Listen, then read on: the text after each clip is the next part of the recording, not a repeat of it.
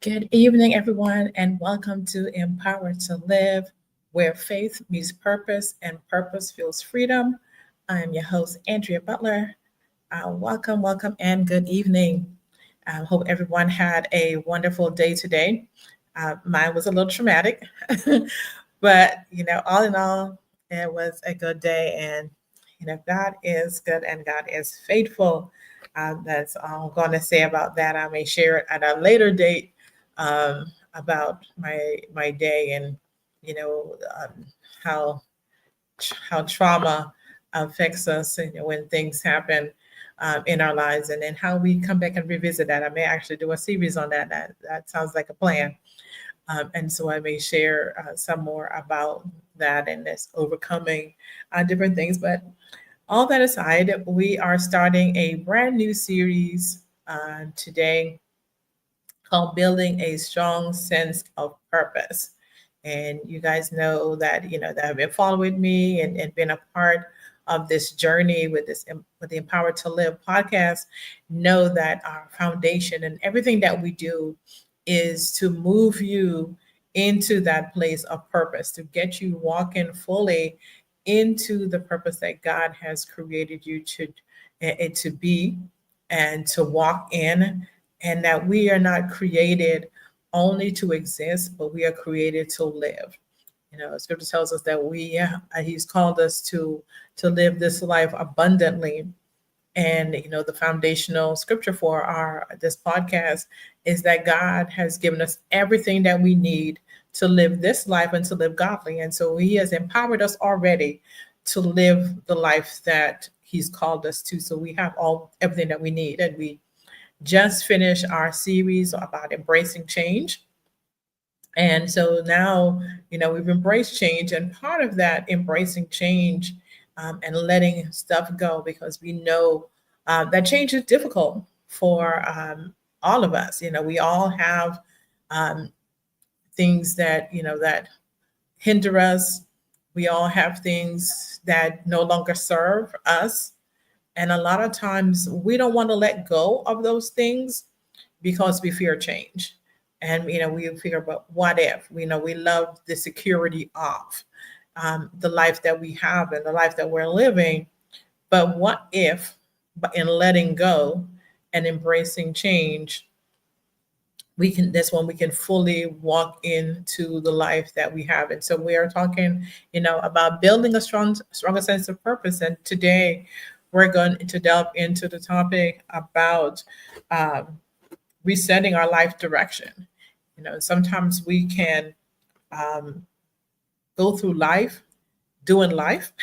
We've got work, we've got ministry, we've got family, we've got expectations, we've got our own ambitions, we've got all kinds of things going on in our lives. And when I was thinking about this, that commercial, I don't want to age myself a little bit.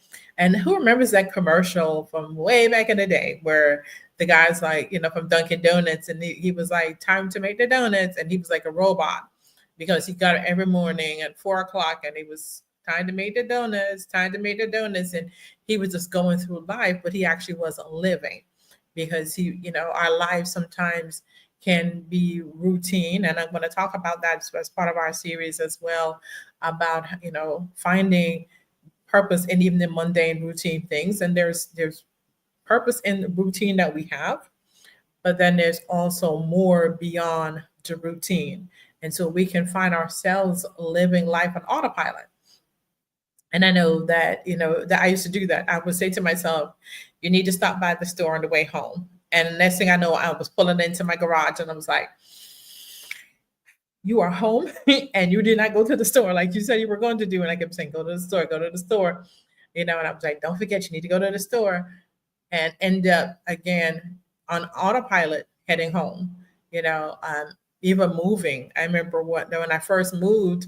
I was like heading home, and I was driving, and I looked up and I was like, okay, I don't live, I don't live here anymore. I was like, where are you going? You don't live over this neighborhood anymore, and had to redirect myself because autopilot. I was like, go home, and home had been this place, for a number of years.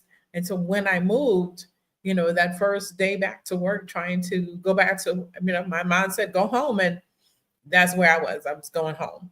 And we can do that, in life. We can autopilot life. We get up, you know, we, if you have the kids at home, you get up, get the kids together, make lunch, make breakfast, do this, that, you go to work, you do work, you come home, and it can be the same thing over and over again. And sometimes you look up in your life and you're like, okay, I am XYZ years old.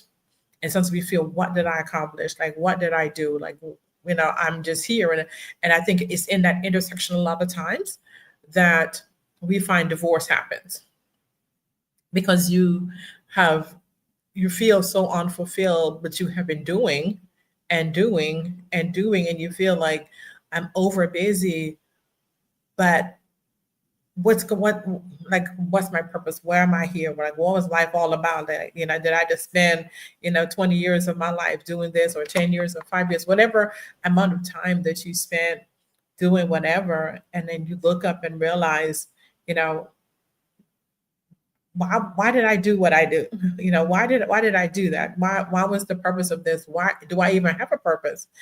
Does God have a plan for my life? Is there something that I was supposed to be doing that I didn't do, because I got caught up in the flow of doing and being busy, but missing out on what my purpose fully is? And for some people, motherhood is their purpose. They find so much joy in that, and they're excited about that.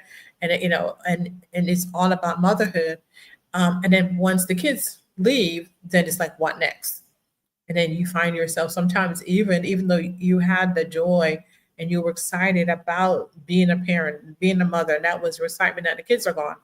The kids are off to college, the kids are grown, and then you sit and your whole life was focused in on these children, but you had nothing else outside of that. And so how do we, in the middle of doing whatever life has us doing right now, how do we tap into the purpose that we have, so that when the kids grow up, that we're like, okay, I still have this. There's still something that I do that's external to these children, that gives me joy, that gives me purpose, that is something else, because they will grow up and they will move on. And sometimes they move far away, and you don't have that anymore. You're not having, or the kids growing up and spouse passes away, and then you're by yourself, and then you were like, I was a wife, but no, who am I? What's my identity outside of all of this? And we place our identity in those things that needs more. It needs more. I know family and relationships, all those things, they take work, but there should be an identity not always tied to things that can change.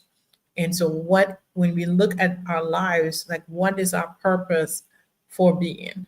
And something I did, when I had my kids when they were younger, everybody would say, well, you're a single parent, you're focused on your kids. And I did, and I focused on my children, but I also found life purpose outside of just my children. And so how can we, and then, bringing them into even, partnering with me, even when they were young, they would tell you about the life experiences they had, being with me in partnership as children, doing my life purpose. And so they learned from that, so that they saw what I did, that it was just not about, cooking, cleaning, doing all of those things, but there was more.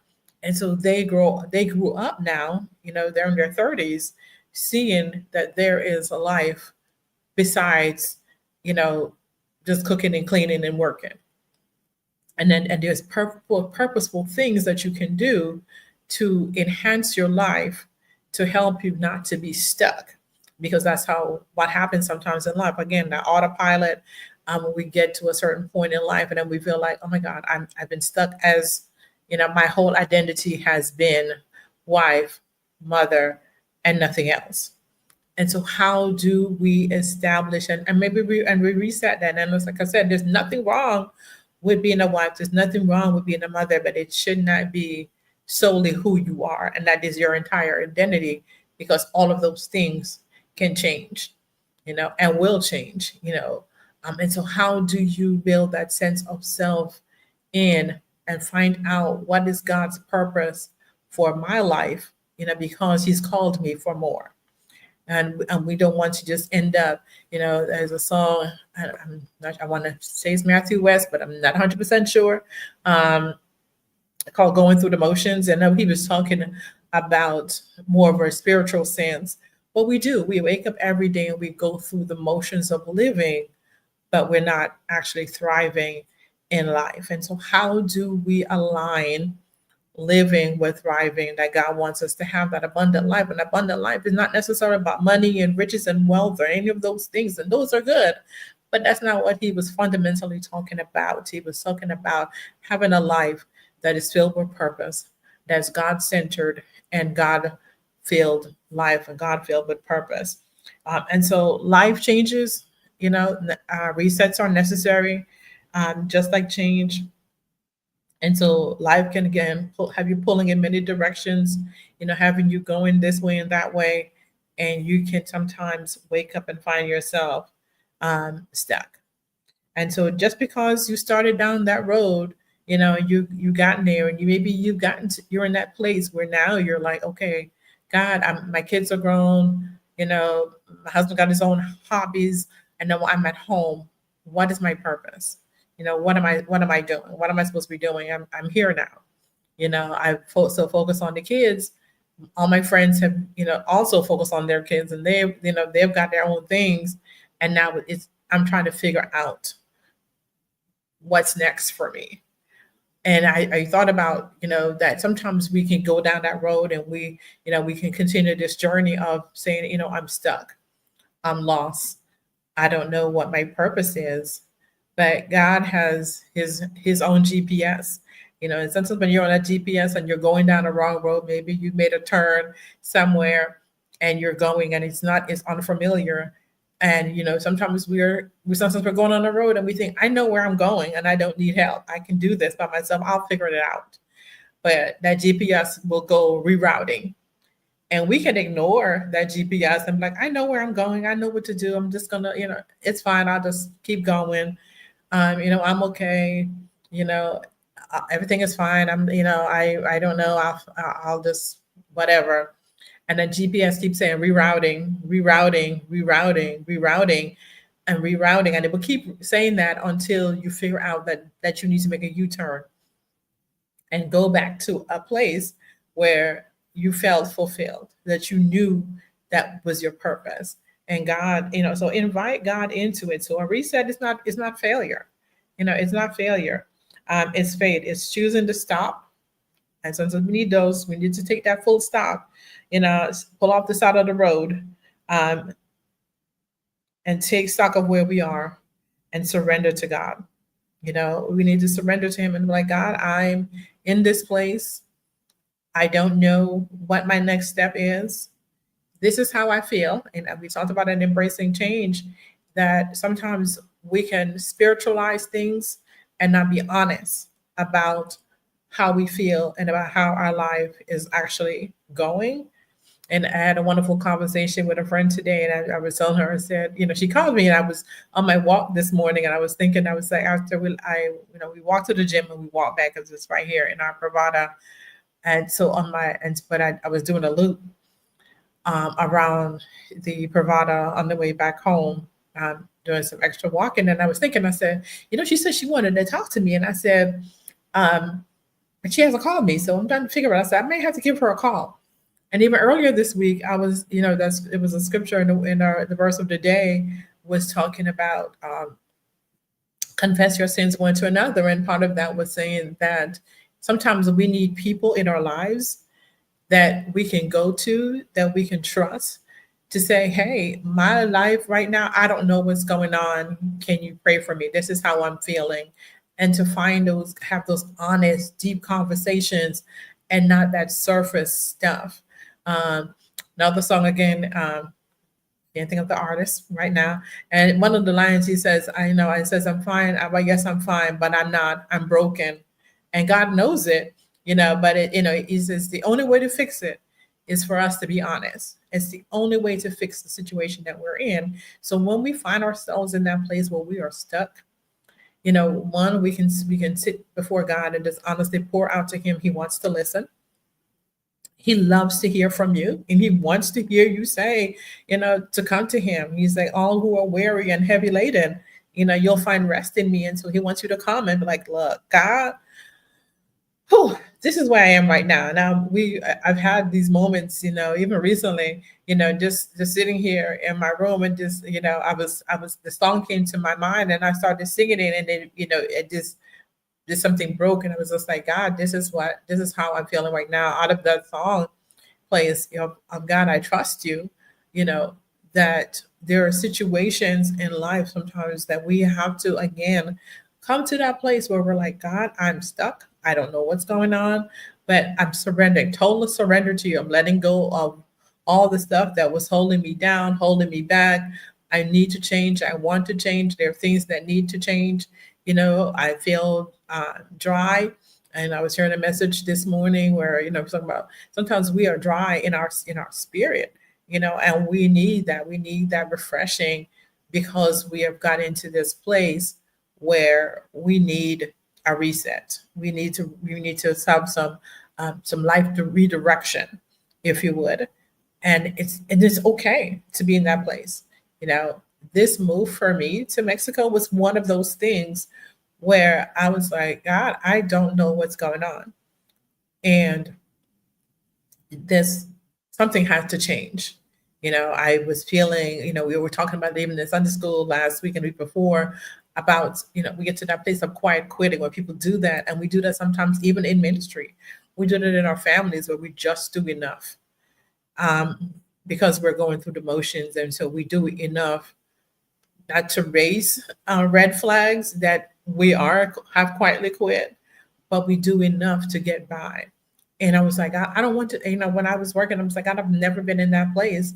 And I've always done excellent work. And I want to continue to do excellent work.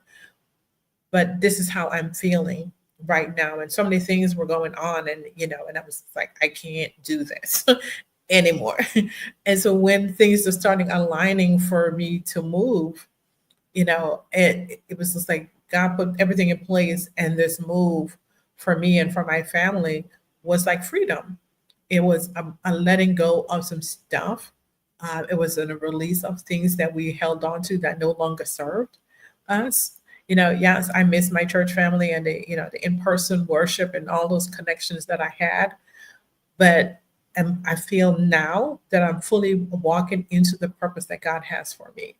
And it took me leaving everything that I knew, all the things that were familiar, language, culture, all of those things, moved all the way across to another country to be here and find out, God, this is where you want me to be. I'm feeling this sense now of that this is where the purpose that you have for me. And your reset doesn't have to be dramatic. It doesn't have to be like mine.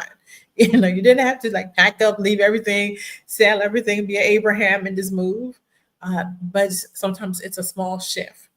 I always talk about it's the small things that matter, that has the greatest impact in our lives. Sometimes it's just a small shift that we need to take. So one of the signs, you need a reset is that you feel unfulfilled, even though you're doing, quote, the right things. And again, you're doing the right things for all the right reasons, but you just, there's that sense of there's got to be something else. You've been running nonstop and you can't remember the last time you felt joy. Again, you're going through that motion of doing stuff. You're sleepwalking through your life. You're doing what you're supposed to be doing, but there is no joy in what you're doing. You're, again, just on autopilot, just drifting through life. And that's not where God calls us to. Again, he's calling us to fulfill life. It says you're holding on to commitments or roles that no longer align with who you are. Sometimes we outgrow roles. We outgrow commitments that we had. We were in this place because that's the place we were in. I remember when my girls were younger, I got stuck in the nursery, and I love kids, But I had just started going to this church. And this is a wild story. We just started going to this church. We were, and they, when I came in, they said, I asked where the nursery was, or children's church or whatever.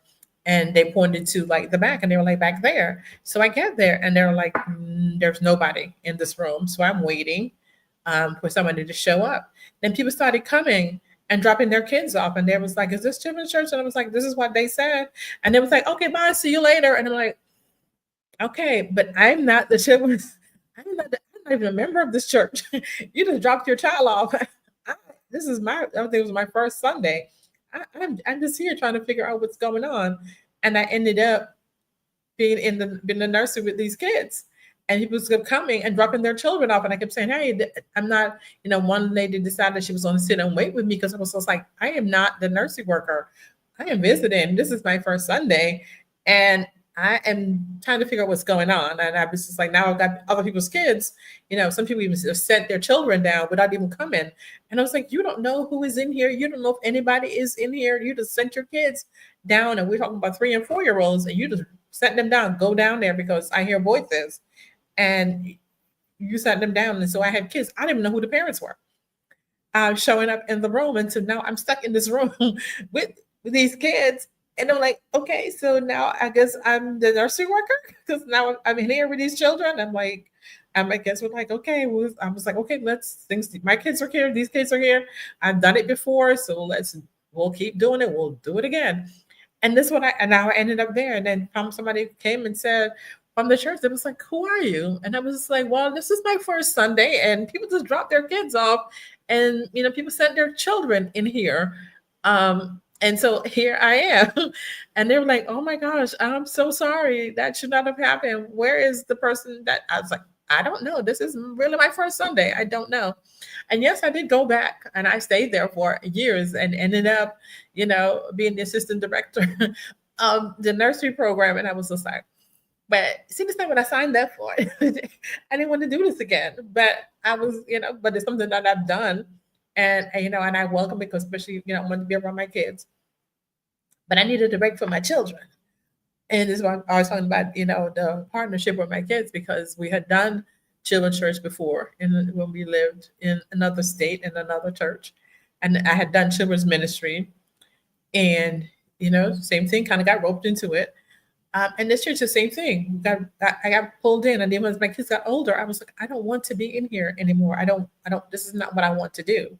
I don't want to be stuck here, and just trying to find other people. And sometimes that's you. Maybe you got stuck in a position because nobody else wanted to do it, and if you pulled out, then basically the ministry would fall or whatever would fall, and you're just like, so now you're stuck in a position you really don't want, and you know that you don't want to do it, but you don't know a way out. And this is where inviting God into it will make all the difference. When we invited him in and like, God, help me to get out of this. And, eventually somebody else came in, a couple of years later and was just like, oh, and I was like, good. You want this? Because I'm out. I was doing 2 services, children's church. So I had, we had an 8 o'clock service and I had an 11 o'clock service. And I was just like, I don't want to do this anymore. And so, finally someone came in. I was able to take over the 8 o'clock. And then finally we found somebody to take over the 11 o'clock because I was in church all day. And my kids were like restless, even though they don't mind because they were playing with their friends. And, but I was ready to go home and take my Sunday nap. But again, we sometimes find ourselves in places that no longer align with who we are. This was not where I felt God was calling me to, but I ended up stuck in a place because there was a need and no one else wanted to serve. And so you may find yourself there, whether it's at home, at church, at work, you may find yourself stuck in a role or position that you're like, I didn't sign up for this, but here I am. And so how do you break free from that? And so you sense that God is calling you to more, but you fear, but you're stuck in fear, and it's keeping you still because you're like, I don't want to do this either. I don't want to move out. I know God is calling me to do more, but now I don't want to move. I'm stuck in that place. So how do we reset? How do we get to that place where we can let go and move on and be who we are, and be into the place that God has called us to get into that place of reset. So reset, again, like I said, doesn't have to be dramatic. It doesn't mean, packing up, selling everything and moving to another country. Sometimes again is that small shift. It's sometimes saying no. I talked about that in my series on boundaries. And sometimes we take on roles and things. And, back in those days, I was young. I didn't really know about setting boundaries and saying no to things that at that time to say, no, I don't want to be, this is not what I want to do. I'm not even a member of your church. I haven't joined yet. I haven't done anything, but here I am stuck in this place. And you really don't know me, and you've entrusted me with other people's children, and you don't know me. So, so a lot of times, again, we can get stuck in places that we don't want to be. So how do we let go? So pause and pray. Invite God in. Again, like I said, invite him into your situation. Be honest with him. God, what season am I in? And, right now, and what do I need to let go of? And what do I need to embrace? So again, it's two parts. So sometimes we're holding on to things that's keeping us stuck, and that we're refusing, and because we're stuck, we can't embrace the things that's going to lead us into purpose, and so we have to let go. We have to let it go. You have to sing that song from Frozen until you do it. Let it go, let it go. Sometimes we have to let go and allow God to do it. So we have to let go of those things that's holding us back. So change, again, I thought about it in my series on embracing change. Change is not punishment. You know, change can be divine, and that God has a divine purpose for each and every one of us. And He wants us to be able to be fully live the life that He's called us to. And I said, and our life has seasons. And so, one season ends and you're entering into a new season, so you can't hold on to the new season. When spring comes, winter has to let go. And sometimes winter we try to encroach into our spring, and we'll get there like unseasonably cold weather in springtime, or even in summertime. Spring wants to hold on, and things that is not that season for it to happen. We have Indian summers where it should be cold or getting cooler, but it's warm, and so we have these different things where one season is trying to catapult and stay into the other season, but eventually it has to let go and allow the season that it is to have its place. And so we have those stages and places of our lives where we're transitioning from season to season, and we have to be able to let go and embrace the new season. Embrace sweater weather or whatever it is. We can't say, well, I just want to be in shorts all the time, and I just want to do that, and this is how I want to live. I'm trying to be this way when it's getting cold. So reflect and realign. So I'm not a big journaler. I know people who love to journal. I'm not one of them. I do write, and sometimes in reflection, I may put pen to paper and start and just write my thoughts down. I use my phone a lot to jot down, notes, stuff that comes to my mind, and I start thinking about it. So journaling, maybe you're a journaler and it's something that you want to do, or maybe you just, a thought may come and you're like, God, it's a powerful tool if you know how to use it, or if you like to use it. I know we've talked about that, about journaling and writing down the things that come to our minds and our hearts and whatever. But it doesn't have to be an everyday thing. I know people that journal, like write every day, almost like in a diary. But you don't have to do that. As things come up, as you're praying and you have that sense, or maybe you're going through your day, like I was telling about, the phone call I had today. Here I was thinking about her. I thought about her when I heard that word of the day, and I was just like, I need to reach out to her and said, hey, can you be my person? That I can come to. And sometimes when you're a certain place of ministry, and it's funny, this is the conversation she had, and I was just like, I started laughing because I was like, this is so funny, because this is how I was feeling. And sometimes when you're in a certain place of ministry, people come to you and you're always giving out and you're helping. But then who do you go to when you need someone? And she was talking about this group she wants to, basically, of women, like myself, like-minded women who are in leadership and ministry, who need other women in the same level to be able to come together and kind of share what's going on in their hearts, the struggles that they have. And I was just like, God, you're just so funny. So when I shared it with her, I was just like, I was just like, you would not believe this has been on my heart as well. I was going to reach out to her and she reached out to me. So it's kind of those things where, where you see this alignment coming. And so God will speak to you. He will put things in place. He wants to put people in your life. And so we can ask him, like, what, where am I right now? What is it that I need to be doing? You know, what is my purpose right now? What season am I in? We're asking that question about season. What season am I in right now, God? Am I in my spring season? Is this fall season? Is this summer season? Is it winter season? Where am I? Where am I transitioning? We again changes is inevitable, just like the seasons. So where am I in this? I'm transitioning. And so how do I align with you as I'm transitioning? I want to make sure that I'm going in the right direction, that I'm not just choosing something, or being put into a place or a position that I really don't find joy in. I don't want to do this. Sometimes we, again, like I said, we get stuck in roles and commitments because we don't want to let people down. And so we get stuck, and then we're the ones that suffering because now we're in this place. And again, I talked about this in that series on boundaries. That a lot of times we do that, especially as women. We don't know how to say no. Especially if we've been conditioned to say you've been asked, especially by somebody in leadership, ask you to do something, and we don't know how to say no. We don't want to say no because we don't want to disappoint. We don't want to let people down.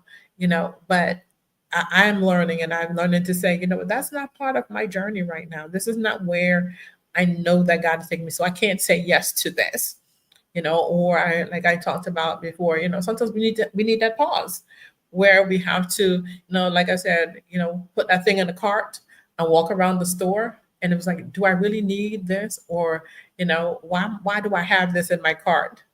And then, go back and put it back down because it doesn't align with what I want. It's not a part of my budget. And, I saw it, it caught my eye, and I'm like, oh, this is pretty, but do I really need it? And am I ever going to use it? I'm like, oh, this is a good sale, but a good sale with something that's not usable is a waste of money. Just like we get caught up in situations and commitments and roles that look good and they sound good, but they're a waste of our time, it's a waste of our purpose, it's a waste of our energy. Even though it may look good, it may sound good, but if it's not in alignment with where God is taking us, we've got to put it back on the shelf and keep it pushing, and actually do the things that we know that God has called us to do, and that's what we need to do. So we need to do that. So what matters to me most? What matters to God most about what I'm doing right now? And so where do your values meet God calling? And in that intersection is where purpose lies. So where you're like, God, this is what I'm sensing, and then really hear him. Not just be like, oh, somebody says something and you run with it without actually sitting and listening and saying, is this truly, the purpose that I'm calling? Is it something that you already sense that should be, or is it something that you really feel that somebody else is trying to push you in? So how, again, our weekly challenge is to take one bold step. So resets don't happen overnight. It starts with one intentional action. One intentional action. Remember that our journey of 1,000 miles begins with that first step. So we got to take that first step. The first step may be to stop, to pray. And maybe you've prayed and you're hearing from God, but you're afraid. So maybe that's, you need to do that thing that scares you, that you're like, I don't want to do this because I'm afraid. Well, what if I fail? But what if you succeed? So there's two parts. So it's all that's in that one is we always go to the negative. But what about the positive side?